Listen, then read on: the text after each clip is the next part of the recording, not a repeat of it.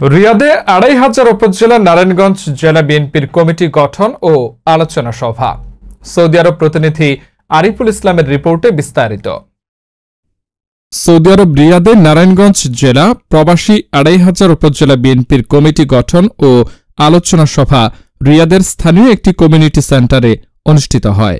উক্ত আলোচনা সভায় প্রবাসী ২৫০০ উপজেলা বিএনপির যুগ্ম আহ্বায়ক কামরুল ইসলাম ও সৌদি আরব পূর্বাঞ্চল বিএনপির প্রতিষ্ঠাতা সাধারণ সম্পাদক ফারুক আহমেদ চান এর যৌথ সঞ্চালনায় সভাপতিত্ব করেন প্রবাসী ২৫০০ উপজেলা বিএনপির রিয়াদ আহ্বায়ক আল আমিন শিকদার।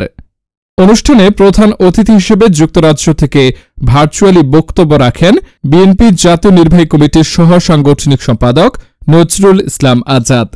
বক্তব্যের মাধ্যমে তিনি বলেন, ধানের শীষে ভোট দিয়ে বিএনপিকে বিজয়ী করার মাধ্যমে দলের স্বার্থে সকল মতভেদ ভুলে গিয়ে সর্বস্তরের নেতাকর্মীরা ঐক্যবদ্ধ হয়ে কাজ করে তারুণ্যের অহংকার তারেক রহমানের হাতকে শক্তিশালী করতে হবে।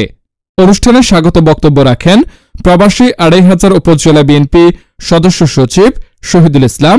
বক্তব্য রাখেন সাবেক ছাত্রনেতা গাজী আল আমিন, ফজলুল হক, আহসান হাবিব, আজহারুল ইসলাম কালাম, হারুনুর রশিদ, কালাম গাজী সহ সংগঠনের বিভিন্ন পর্যায়ের নেতাকর্মী।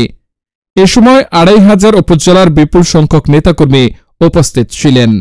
অনুষ্ঠানের প্রথমে পবিত্র কোরআন তেলাওয়াতের মাধ্যমে শুরু করে আল আমিন শিকদারকে আহ্বায়ক, শহীদুল ইসলামকে সদস্য সচিব করে ৩১ সদস্য বিশিষ্ট আহ্বায়ক কমিটি গঠন করা হয়।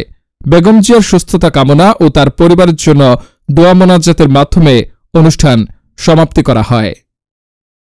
দেশনেত্রী, গণতন্ত্রের মানুষকন্যা ও আপসহীন নেত্রী আমাদের মা নজরুল ইসলাম আজাদ ভাই, ইউসুফ বিয়া সভাপতি ২৫০০ নারায়ণগঞ্জ উপজেলা, জনাব নজরুল ইসলাম আজাদ সহ সাংগঠনিক সম্পাদক ঢাকা। ১৭ বছর কোনো মানুষ শান্তিতে থাকে নাই।